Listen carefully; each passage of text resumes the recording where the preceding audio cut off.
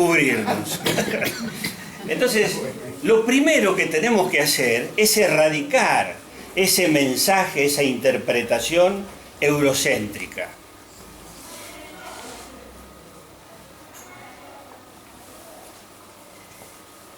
Cuando la invasión europea,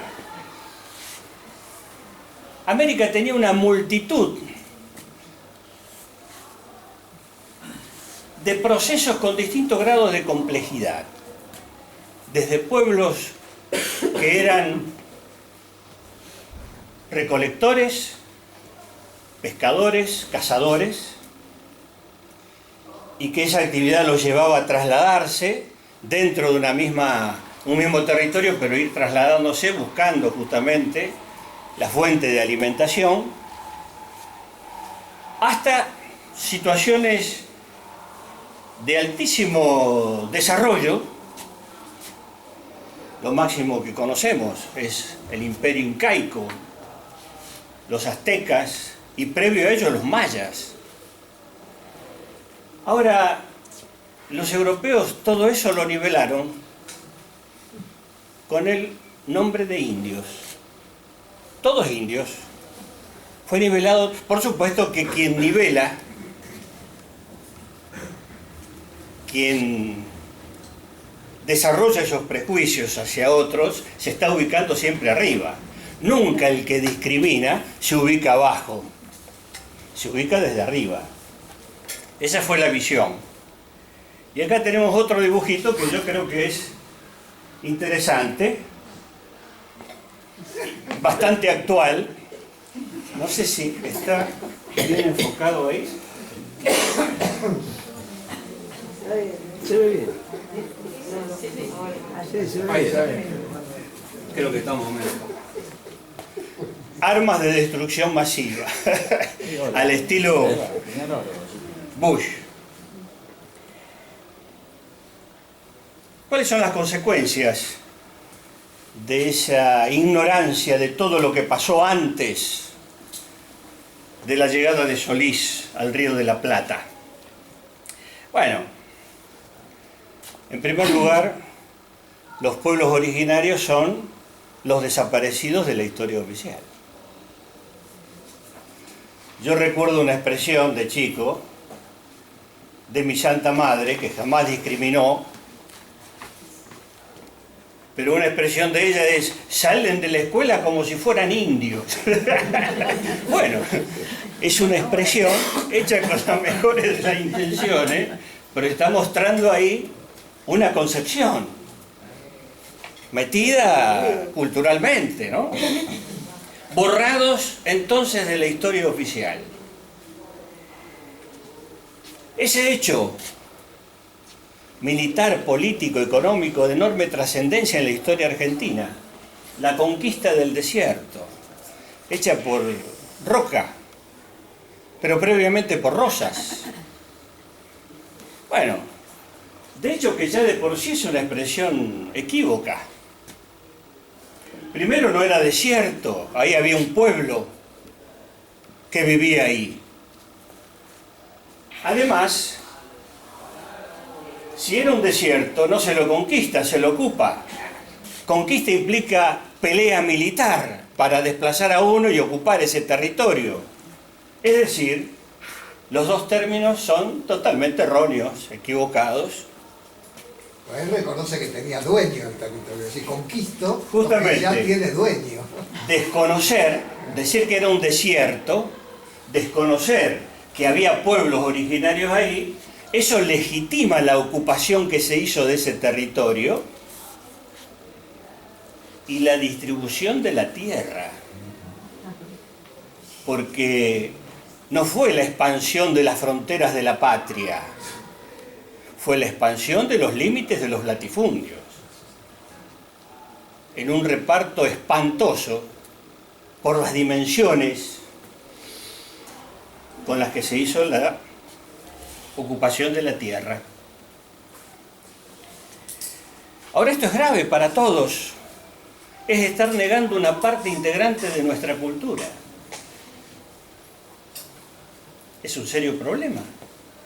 Estamos ignorando Además, hace unos años atrás salió un estudio de los ADN de los argentinos, inclusive en la zona donde creemos que somos todos blancos, y yo esto lo digo viéndome a mí. Rubio de él. Como decía el padre José del colegio de cura donde fui en la primaria, la carne es débil. Acá nos hemos mezclado todo. No hay absolutamente nadie puro. Está claro, ¿no? Bueno, se comprobó que casi la mitad de la población argentina en su ADN tiene algo de los pueblos originarios. También de África. Y por supuesto, de Europa, especialmente en la zona de la Pampa húmeda. Pero no en toda la Argentina igual, ¿eh? Dije Pampa húmeda. Bueno, esto es una muestra de una enorme ignorancia intencionada para justificar la extinción de los pueblos originarios y la ocupación de las tierras por parte de determinados sectores de terratenientes, ¿no? Acá tenemos unas fotos de la época de la denominada conquista del desierto. Y esto, que yo creo que tenemos que tenerlo presente. Los pueblos originarios tienen historia. Y semejante historia, de 40.000 años. Donde tuvieron cambios, transformaciones, complejidades mayores en su organización social, económica, pero además han sido protagonistas permanentes en la historia argentina. Otra cosa es borrarlos, pero fueron protagonistas reales de la historia argentina y lo siguen siendo. Y lo siguen siendo. Y doy 3 ejemplos. Milagro Sala, Santiago Maldonado, que estaba viviendo con los pueblos mapuche. Hace unos días atrás, que está en la bibliografía que se ha distribuido, casi a 100 años de la masacre de Napalpí, en el Chaco, 1924, en donde se reconoció la justicia que fue un crimen de lesa humanidad. Y así podemos mencionar muchos hechos más, que muestran ese protagonismo, esa vigencia de la presencia de los pueblos originarios, inclusive hoy, inclusive en el presente. ¿Cuáles fueron las bases del desarrollo de los pueblos originarios? En primer lugar, estudios demográficos demuestran de que la población originaria, cuando la invasión europea, oscilaba entre 80 y 100 millones de habitantes. Todo el continente. Entre 80 y 100 millones de habitantes. La cantidad de población ya es un dato. Se llegaron a desarrollar estados de regadío. El caso incaico es el caso paradigmático. Con terrazas de cultivos que se siguen usando hasta el día de hoy. Sistemas de regadío, obras mantenidas por un Estado centralizado. Grandes centros urbanos, entre ellos el Cusco, era la capital. Cusco en quechua quiere decir ombligo.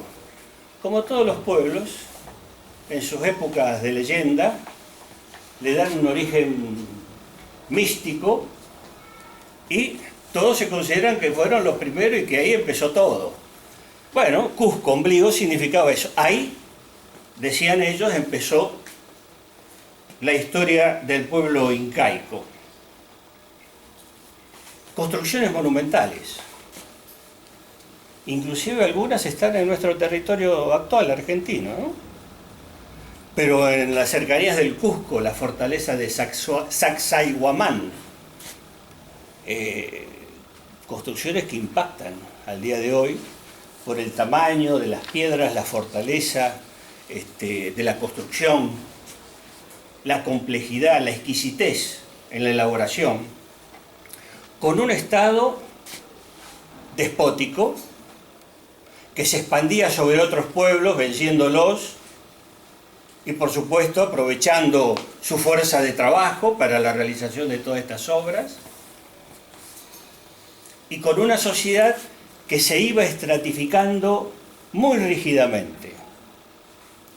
Pero todavía no había aparecido en el continente americano, cuando la invasión europea, la propiedad privada entre ellos. Había, y eso se comprobó, que entre los aztecas llegó a haber apropiación personal de determinadas parcelas, pero que eran o no eran enajenables, es decir, no se podían transmitir por herencia, no se podían vender, comprar, etcétera, etcétera, como si fuera propiedad privada. Importante dato económico, con un importante concepto económico, el excedente, causa de tantos conflictos en la historia de la humanidad. El excedente, es decir, cuando se llega a producir más de lo que se consume, explica las grandes obras y esa posibilidad de que un sector de la sociedad quede liberado del esfuerzo físico. ¿Son privilegiados? Claro que son privilegiados. Pero ahí surge el sector de los jefes, de los sacerdotes, de los jefes militares, de los líderes, de la nobleza, etcétera, que tiene la función social de organizar, por supuesto de acuerdo a sus intereses, el conjunto de la sociedad.